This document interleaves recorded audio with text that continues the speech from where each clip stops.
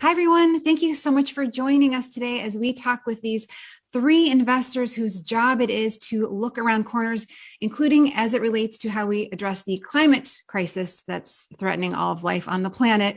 Shilpi Kumar, hi Shilpi, is a partner with Urban US, an investment platform focused on urban tech and climate solutions. Also joining us today is Jenny Rook.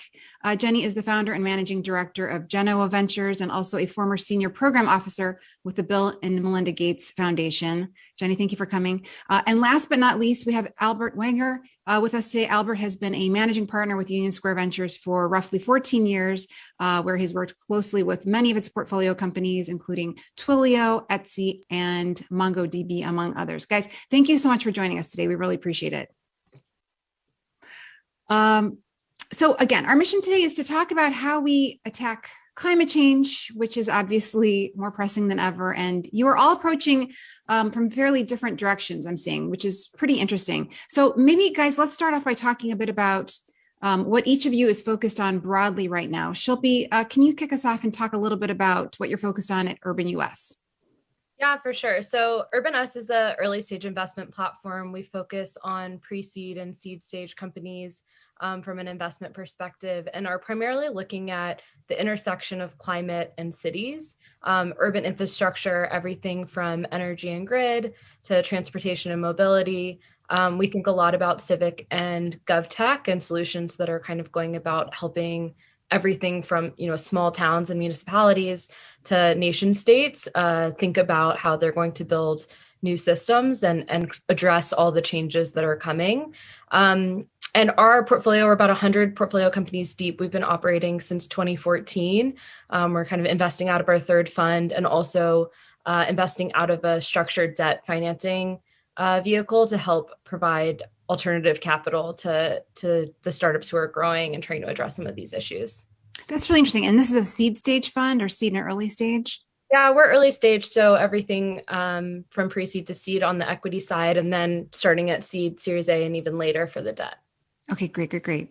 And I've looked at your portfolio and it looks really, really interesting. And I'm excited to talk about some of your companies. But Jenny, then I know your firm is focused on the intersection of biology and technology, including research tools, molecular diagnostics, synthetic biology, ag biotech, which is really interesting, and industrial biology. Can you talk us a little bit about those various buckets? And I guess maybe if you're focused on each of them equally.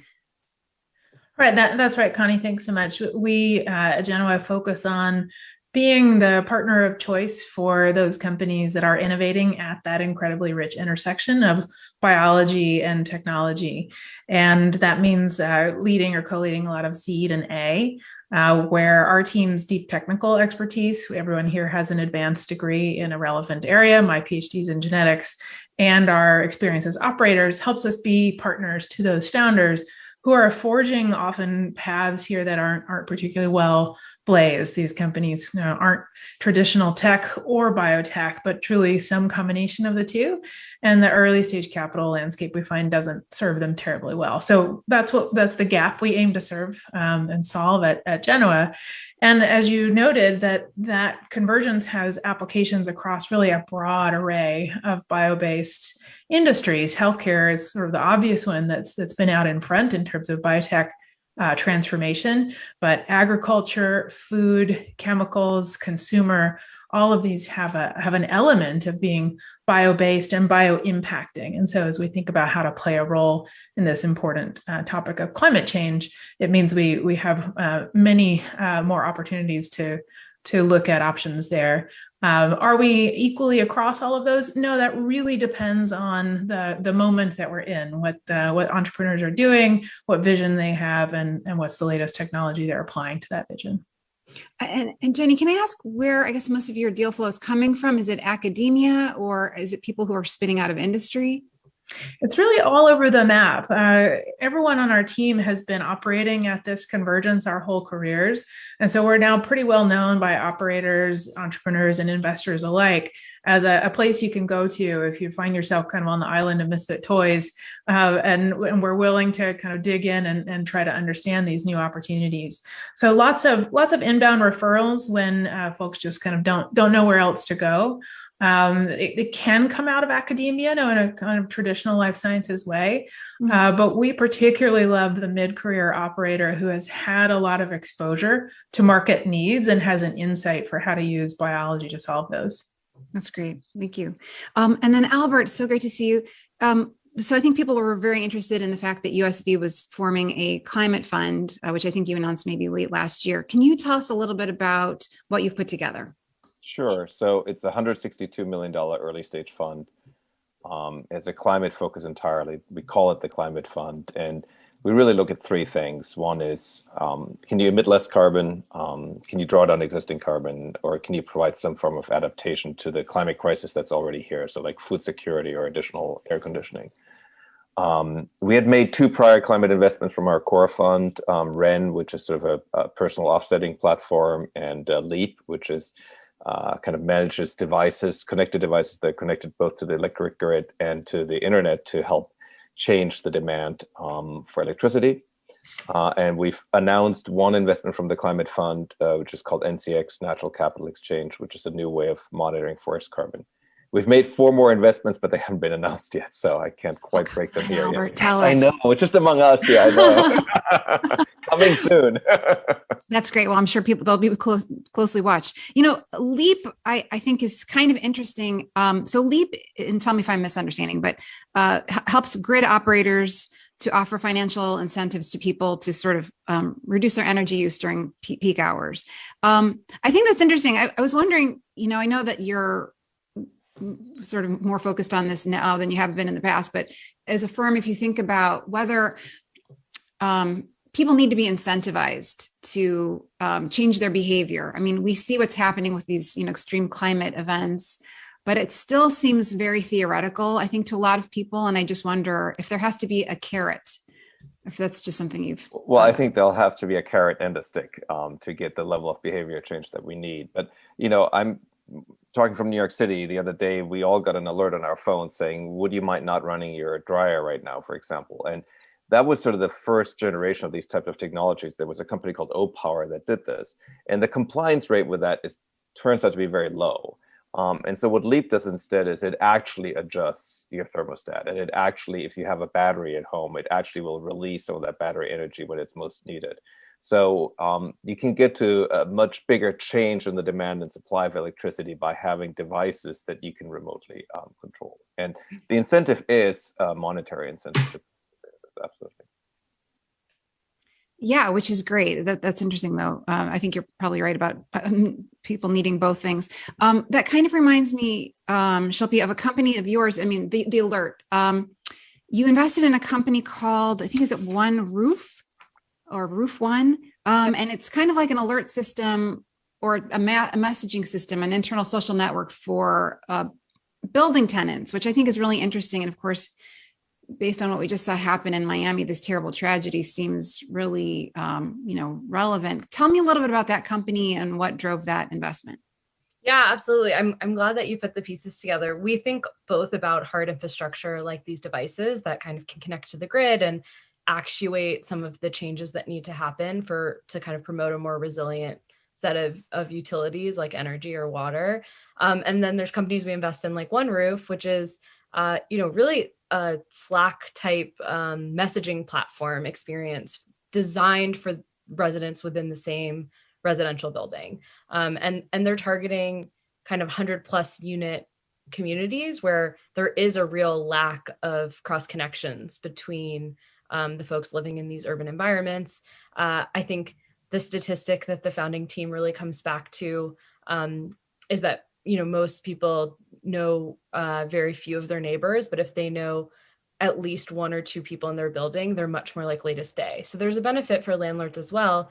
But yeah, for us, our perspective on it is that if you have these tragedies like what happened in Florida or situations like Hurricane Sandy, or God forbid 9/11, like the things that keep a community resilient and together are those existing relationships. And so it's not that people are talking about the weather necessarily or climate change necessarily up front. They're talking about their dogs and their plants and, the wallpaper or the carpet or, whatever they have in common. at the time, but it really can promote a long-term resilience for that community. And so we think of that more as the softer side of infrastructure, these relationships and connections. I think that's so interesting, but I also think it just sort of underscores that there's so many technologies that can be used to help what's happening in the world that we don't think of necessarily as climate related, but can be. Jenny, of course, you were saying that a lot of your investments are not necessarily focused on climate as sort of like a area of like primary focus, but are obviously very important, including, I guess, most relevantly, ag tech. So maybe I don't know what's in your portfolio on that front, but if you can tell me a little bit about that, I think that would be probably very interesting to this audience. What are you funding? What do you think is particularly interesting? Sure, you're quite right, Connie. I think there's a sort of poetic justice also in harnessing the power of biology and crops and plants to address the threats to crops and plants and our food system. So I'm pretty excited about that. Like you said, it's not the goal. Our goal is to partner with incredible entrepreneurs and deliver great venture returns, but it just so happens, and we're quite delighted that you can align that with incentives for great value creation and market transformation that also positively impacts the planet, because often biology does things a little bit better than we've invented as humans in our path. So in ag in particular, there's so much wealth of kind of genetic information now, and increasing knowledge about how plants work and how animals work, obviously an important part of the food system as well. And so I would throw that into ag. So that we can just be smarter about things like productivity and health and pests and inputs and outputs. And that can be everything from moving away from antibiotic use to try to sustain animal health in a production setting, being smarter about how we use feed and genetics there, to really precise genetic engineering of either inputs or crops themselves to deal with changing temperatures, drought, increasing pest pressures, so that the farmers who are looking to grow these foods or inputs to our food system have more and more tools at their disposal and aren't forced to necessarily use some of the very techniques from the past that might be inconsistent with their goals around climate. I wonder, as somebody who tracks a lot of deals, I see so much happening here, which is great. I do sometimes wonder, I don't know, and I see a couple of companies getting bigger and bigger, but I wonder sometimes what that sell-through process is like when you're dealing with people, I guess, who basically have their nose to the grindstone every day, if it's hard to get them to think differently about about their processes. Is that something that you have any insight into? Well, this is a great point. This comes down to what we know from any market where a startup is trying to, let's say, constructively disrupt. It starts with knowing your customers, right? And so I think we do see perhaps a lot of well-meaning entrants into the bio space who are maybe kind of using logic and vision, but haven't necessarily talked to a customer. And in the ag space, that's particularly critical because they're not necessarily as intuitive or as well known. They might not be living next door to you. And so the extra effort to really understand manufacturing supply chains, the day-to-day life of someone growing and selecting and breeding crops. What are the pressures? How are their decisions influenced? What is a credible argument to them? Those are all incredibly important. In the same way Shilpi was describing, mechanisms of connection and relationship, those really matter. And as Albert was talking about getting the right incentives, those are the same principles. You just have to also be really attuned to that specific audience. Right. I'm also, wondering, looking back, we had such a tough year, obviously, in a million ways, but food supply was one of them. When commercial kitchens shut down, hotels, restaurants, schools, all these farmers were stuck with, crops they couldn't sell. Dairy farmers had milk they had to, throw out.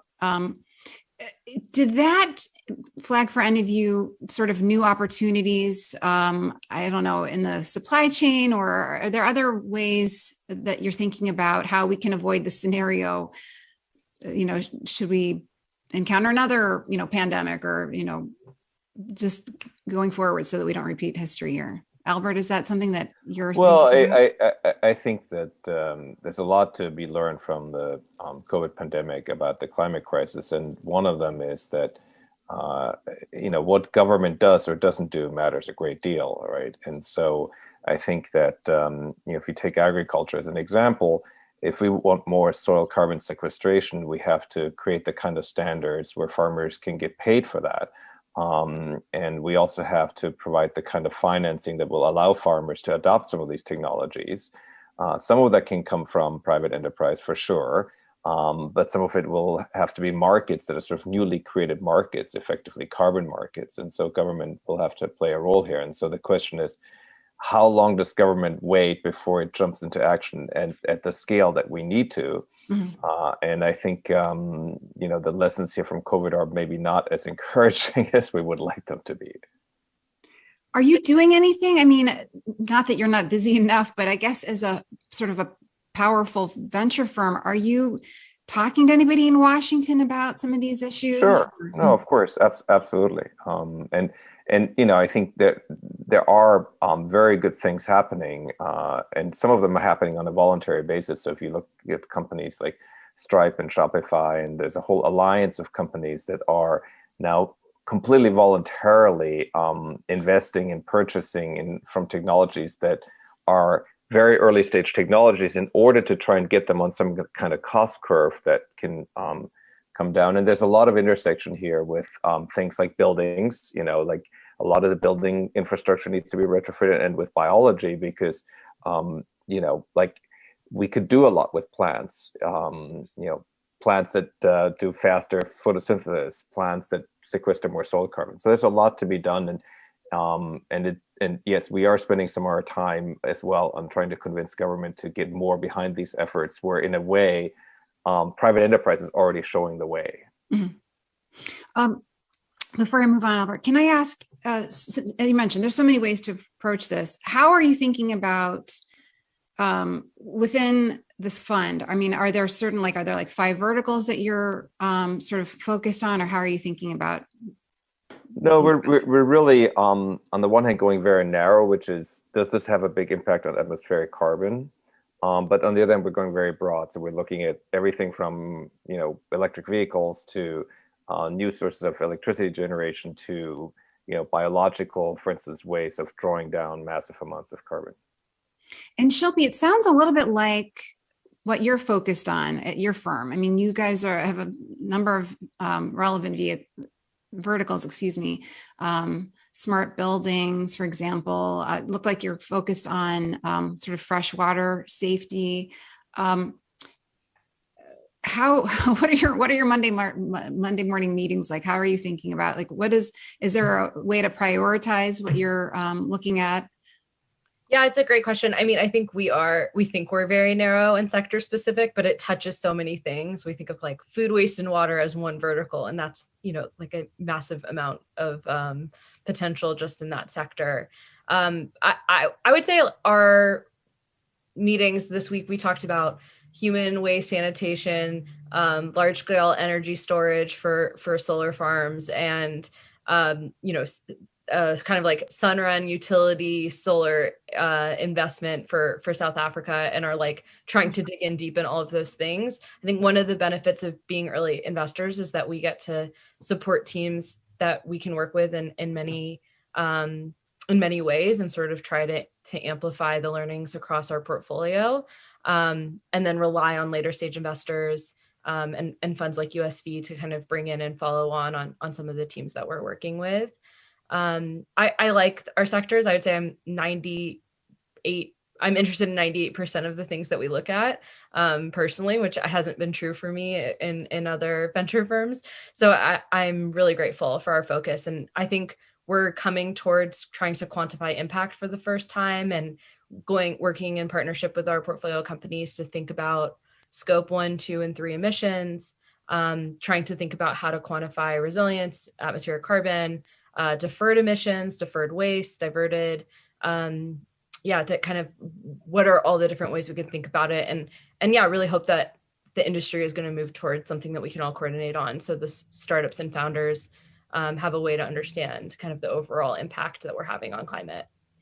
Yeah, I don't know that, again, this is going to come from private industry or government, and you guys would know better, but it would be great if all companies had to sort of measure their waste streams and just, do an accounting that would be, I'm sure very instructive to them as well as everyone else. I don't know if anybody sees that coming. I think these net zero commitments from cities and countries and corporations are really driving need for accounting.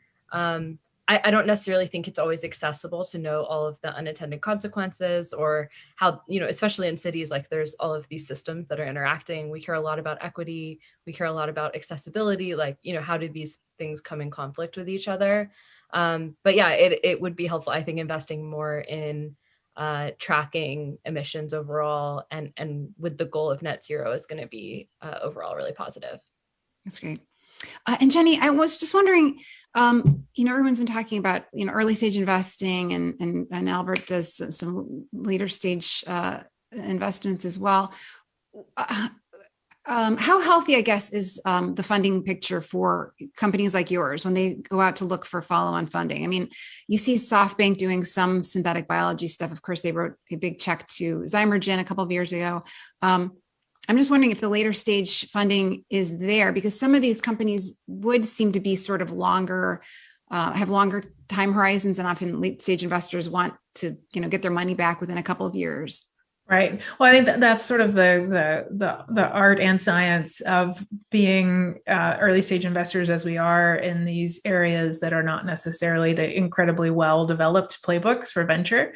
We have to have those questions in mind. What's delightful is that the answer to that question, Connie, has dramatically changed in the last 5 years, even the last couple of years, and as unfortunate, to put it mildly, as COVID was, one of the upsides is that it has driven more spending in basic science research and innovation, and it has driven great awareness in the general public around these very questions, around supply chain, around alternative manufacturing, biomanufacturing, around the impacts and the needs. And so that means that what we're seeing at the later stages is a great influx of, I'm going to call them non-traditional bio investors. They might not even think of themselves as bio investors. They might have a thesis that's around a particular sector, or that's around impact, or that's around a particular geography, for example. But it's causing them to be aware that biology is part of the answer here, and using technology fueled biology gets you there faster. And so the later stage financing landscape is really blossoming, which is great for our companies. It means that the onus is on us as their partners to stay abreast of that changing landscape, so that as we're thinking at the very beginning about their long-term journey, and you're quite right, these are long-term journeys. I invested in Zymergen Seed in 2014, and they went public this year, and that was pretty fast, actually. So we do have to have an appetite for long-term transformation, and sometimes the right capital isn't venture capital. Sometimes the right capital is a foundation. As you said, that was part of the motivation for me spending time at the Gates Foundation, that patient capital. Sometimes it's government, as Albert was describing. We have to match the right flavor of capital for the need at hand, keeping in mind those long-term goals. Great. Guys, I'm getting the sort of virtual hook here, but I wanted to ask one last question before I leave, which is, I'm sure you all sort of saw this in the headlines. I don't know how much of it is real versus sort of, hype, but Elon Musk building a town from scratch, solar powered in Austin. Just wondering if anybody has any thoughts on, I don't know, whether this is the wave of the future. I guess, power walls, Tesla, solar, roof tiles, et cetera, et cetera. Exciting, gimmicky. Anybody have any thoughts? I think solar is a big part. Batteries are a big part, but I think we're going to need more than that. I think we're going to need geothermal. I think we're going to need nuclear. I think we're going to need it all and then some, because the problem is just so huge. I guess my take, cities from scratch is a luxury. So I think in North America and Europe especially, we're doing a lot more retrofitting and upgrading of systems than getting to build from scratch. But it's not entirely useless. In China, they're building cities from scratch all the time. And so there is a role for understanding what that infrastructure needs to look like. But yeah, it's a hard thing to find all your hope in. Right. Great analogy. I'll tell you what I love about it, which is a part of what I love about synthetic biology. There's only so much you can learn from studying an existing system. You might think you know it all until you try to actually build one, and then you realize how little you do know and how much more there is to learn. So that building from scratch, if nothing else, is going to expose really exciting opportunities to keep the learning going. That's a great point. Thank you, guys. Guys, really a treat to talk with you. It went too fast, but hope to reconnect again soon. It's great. Thank you, Connie.